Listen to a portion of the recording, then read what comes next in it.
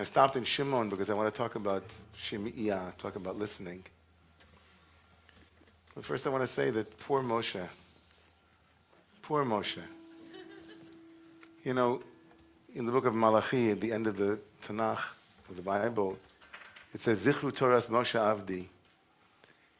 The Torah of Moshe is named, the Torah is named Moshe's Torah. So he gets credit, right? And certainly, if you ask anybody, you know, Moshe, you know, has a good byline. He negotiated well for his adequate, you know, recognition as the one who received Torah. But poor Moshe, because he doesn't have a parsha named for him. To have a Torah portion named after you, it's a very prestigious thing. Like an Emmy or a Grammy. It's like you can go around saying they named one of the Torah's 50-something Parshiyot. They're named after me. It's a very prestigious honor. It's very unique. Sarah, Chayesara, Noach, right? Parah gets a name, you know, Parshat Parah, but not really a Parsha, but not really Parshat Parah. Here this week's Torah portion is named after, not only is it not named after Moshe, and just to give you an insight into how important this week's Torah portion is and how it's so connected to Moses. The Torah portion begins in chapter 18, but in chapter 19 of the book of Exodus, we have like the entire Israelite people coming to the purpose of their exodus from Egypt. They come to Mount Sinai, the mythic place of revelation where the instructions, the operating system for how to be a good, to how to be a Jew, to how to be, you know, a human being, a moral human being, that's where it happens, at Mount Sinai. And who is, of course, the one who leads us to Mount Sinai? Who's the one that prepares us for Mount Sinai? Who's the one that goes up Mount Sinai? It's Moshe. So one would have thought that the portion of Revelation, at least that portion, maybe he doesn't get into the other ones, but this is the big moment. It didn't have to be written into Moshe's contract at the burning bush. This is the moment where I get the portion is named after me. I mean, I'm the one who goes up. And not only is it not named for Moshe, but who is it named for? His father-in-law. It's just a remarkable moment of humor. I mean, it's just like irony. His father-in-law. Okay. It's about Sinai. That's the most important moment of the Parsha. Everything is leading to there. Everything else is just a preamble. What could possibly have been so important about Jethro as a character, Yitro, as it was known, and the necessary arrival of Jethro? In a moment, I'll tell you how he arrives into this momentous occasion. Because what he does unsettles our tidy narratives about who is a recipient and who deserves to be elevated, and what courage really means.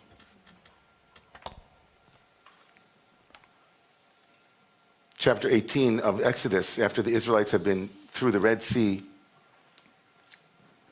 they come out on the other side and there's a war with Amalek. And the Jewish people, the Israelites, are victorious at the end of last week's Torah portion, chapter 17. And we're ready now. We made it through the horrors of Egypt. We made it through the uncertainty. We made it through the pain and the suffering. We sang a song. We kvetched about water. We fought. And it's okay. We did all of this to arrive at Mount Sinai. But before we get there, the Torah just lengthens our tension. Chapter 18 should begin with, and they arrived at Sinai, and now they're ready. But it doesn't. Vayishma Yisro Chot Kohen Minyan Chosen Moshe Es Kol Asher Asa Hashem LaMoshe U'Yisrael Amo. And Yitro heard, Shema, all of the things that God had done for Moses and for Israel, God's nation. And then he left. He left, he heard these things and came. Presumably he came for the reasons about to be mentioned. He came to bring Tzipporah and his daughter Tzipporah, Moshe's wife, and her two children, their two children, her two children. The rabbis are fascinated by this sentence that Yitro heard something and then he came. Why did Yitro have to hear something and come? He could have just come because he had to drop off the kids. He was the grandfather. He was taking care of the kids. Glenn is, and Naomi's out, and, somebody has to watch over. What do you mean? That's why he came. He came to drop off his grandchildren. Then he's going to go home. I'll see you, Moshe. I got to go back. I'm the high priest of Midian. I'll see you soon. Drop by on Sunday afternoons after, brunch. So the rabbis say, Ma shmua shama uva. What was it that he heard and brought him? What did he hear that made him come? Now, of course, we know what he heard. The text actually tells us what he heard. He heard about all the miracles. But the rabbis are more interested in not what he heard, but that he heard something and he did something. Say the rabbis, many, many others heard what he heard. And what was unique about Jethro was that he heard, and it inspired him to come to seek out what his son-in-law was up to. He wasn't just dropping off the kids dutifully because of his relationship with Moshe. Yitro had another identity. He was a high priest, as we're told.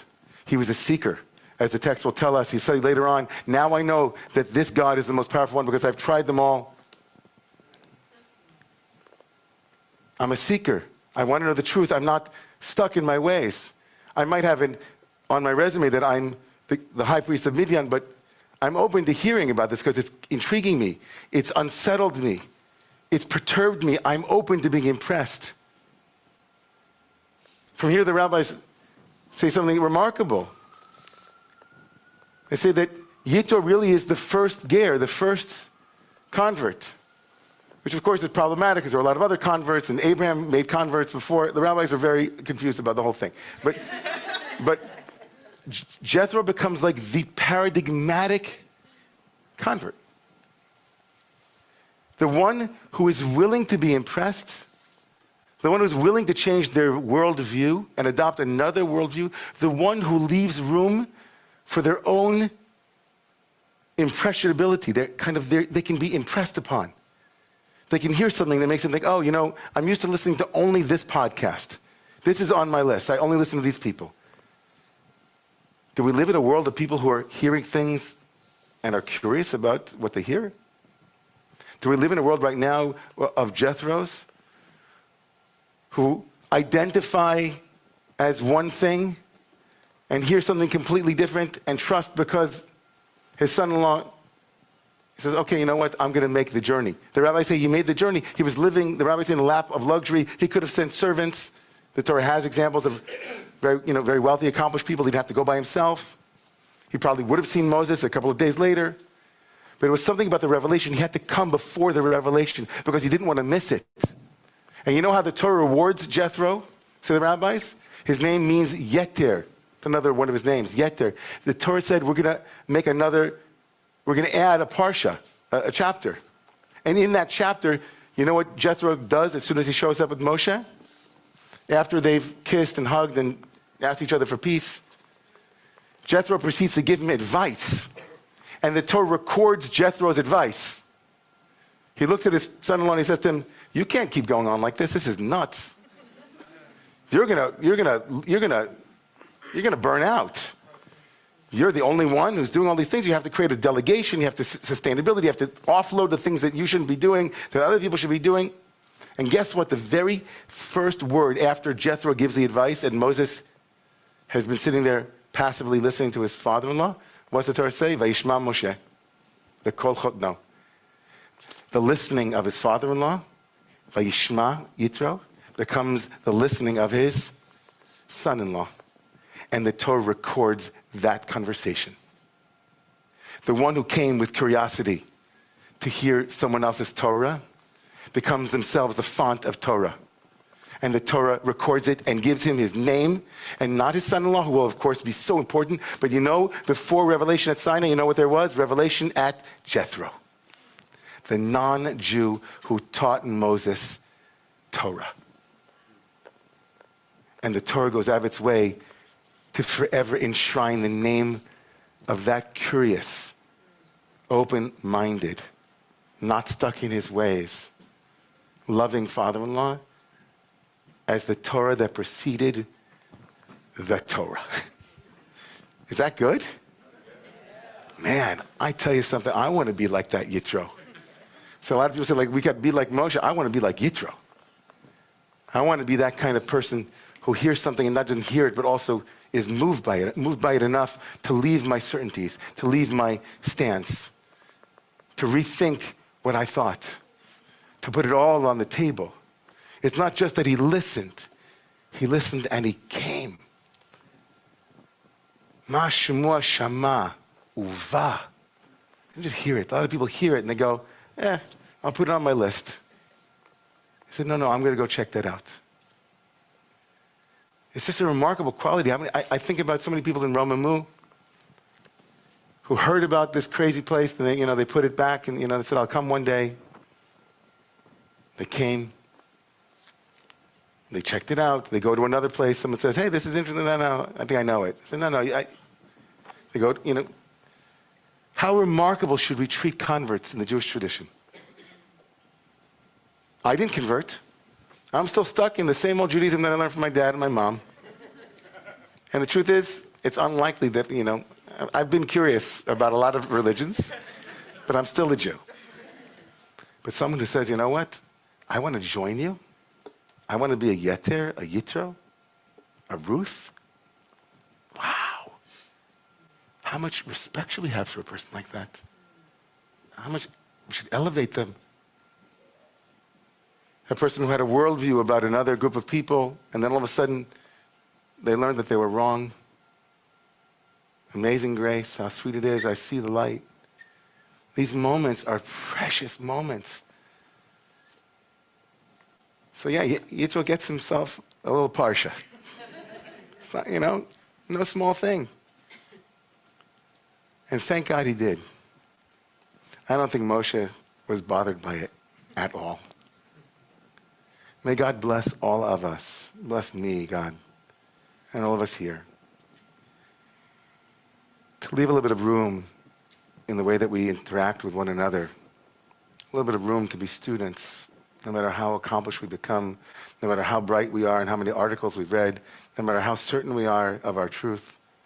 Leave a little bit of room for epistemological, heart-based, I don't know.